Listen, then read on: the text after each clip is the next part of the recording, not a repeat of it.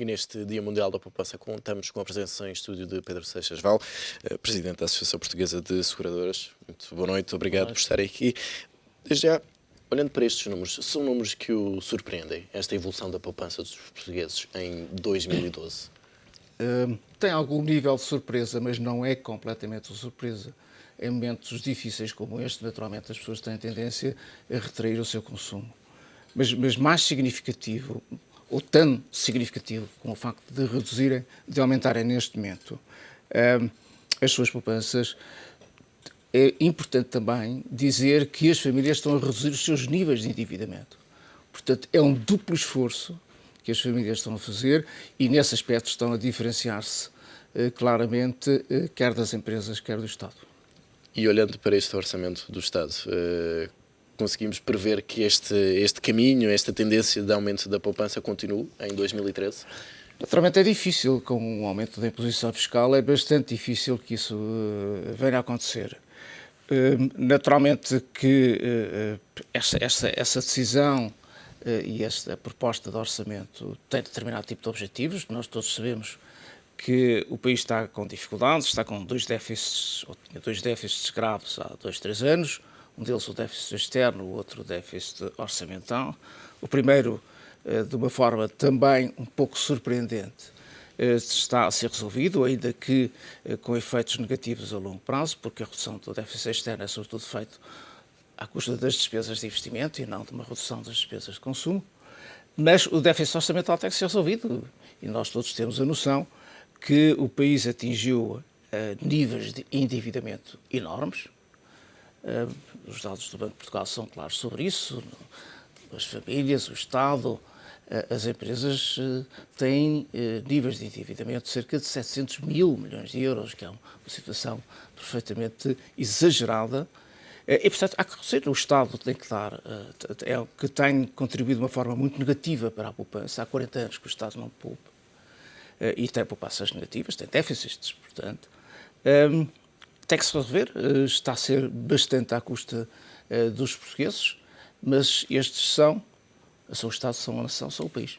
E deixe-me olhar para alguns pontos específicos deste orçamento, sobretudo para um deles, até pelo que sei, a APS também já manifestou a sua posição ao Executivo relativamente a isto. Estou a falar da contribuição extraordinária de solidariedade. Esta contribuição pode implicar cortes nas pensões entre 3,5% a 10%.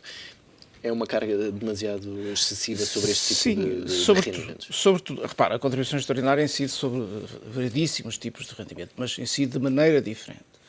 E em relação às algumas pensões complementares que as pessoas têm e que são pagas sob a forma de rendas vitalícias, o nível de incidência fiscal é elevadíssimo.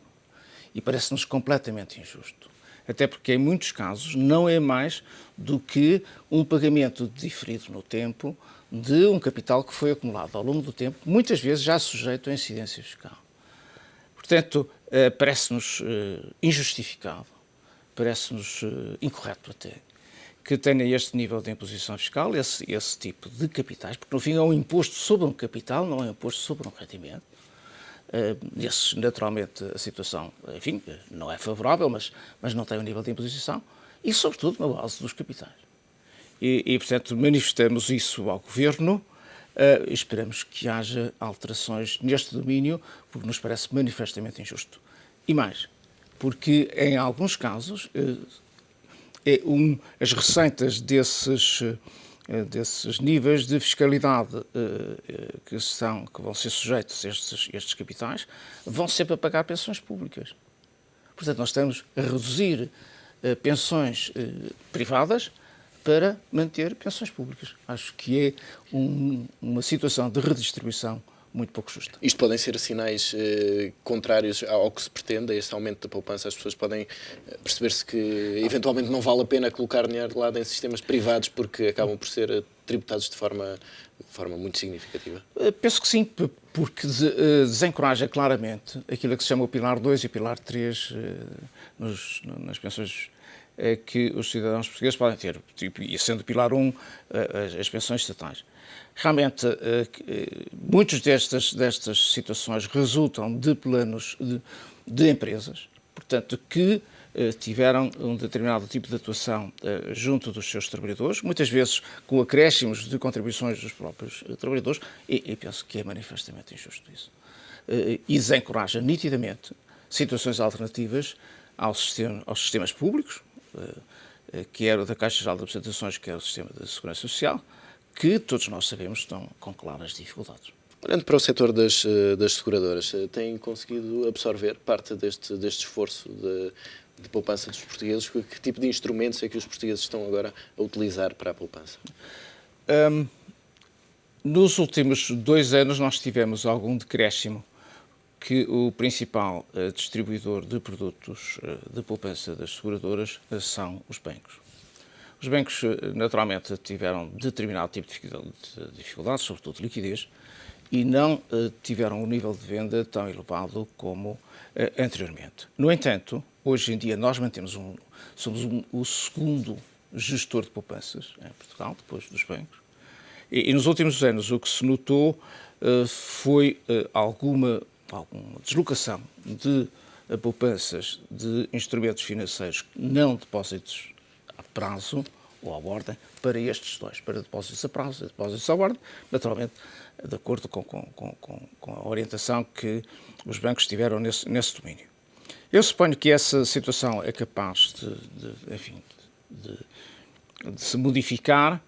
Nós já temos alguns sintomas desse facto. E mesmo assim, o setor segurador hoje em dia gera neste tipo de poupanças, mais diretamente ligado, portanto, à poupança financeira dos portugueses, cerca de 40 mil milhões de euros. E tem feito de uma forma, penso, bastante correta, não só em termos da segurança que tem presidido às suas atuações no domínio dos investimentos, mas também pela rentabilidade que tem dado na grande parte dos seus produtos. E tem também uma gama de produtos muito vasta, de acordo com o tipo de cliente, portanto, pessoas que pretendem mais risco, outras pretendem mais rentabilidade, outras pretendem mais segurança, e também de acordo com maturidades muito diferentes. O setor segurador tem especial vocação para gerir poupanças de longo prazo, é o que eu tenho feito, os PPRs são o exemplo mais típico, e nós temos a ideia que, eventualmente, para o ano, a situação pode ter uma reversão e nós voltaremos a crescer o nível de poupanças geridos dos portugueses. Para concluir, e apesar deste ser o Dia Mundial da Poupança, pergunto-lhe se não era importante que colocássemos também os portugueses a consumir. Nós temos olhado para números de consumo privado que mostram uma retração muito forte. Não é importante para a economia que os portugueses também consumam? Há, obviamente, um foco muito grande na poupança, mas... Sim, sem dúvida. É que isso também não é prejudicial? Sem dúvida. Só que nós temos necessariamente que fazer um reajustamento dos níveis de consumo. Nós temos um nível de endividamento muito elevado, que eu citei. Os portugueses têm que fazer face a isso, o Estado, as empresas, os cidadãos individualmente, e terá que haver um período de ajustamento. O que tem que haver também, para que se mantenham níveis de vida ou não se diminuam grandemente, é voltar a crescer. A economia portuguesa tem que crescer e, portanto, deve ter-se um nível de consumo mais elevado quando nós conseguirmos crescer, ou nos atuais níveis de produção. Se nós conseguíssemos ter níveis de produtividade muito mais elevados, com certeza que poderíamos ter níveis de remuneração mais elevados. Não tem sido o caso, infelizmente, mas tínhamos essa esperança. Temos que fazer uma readaptação e temos que voltar a crescer. Nessas circunstâncias nós vamos consumir.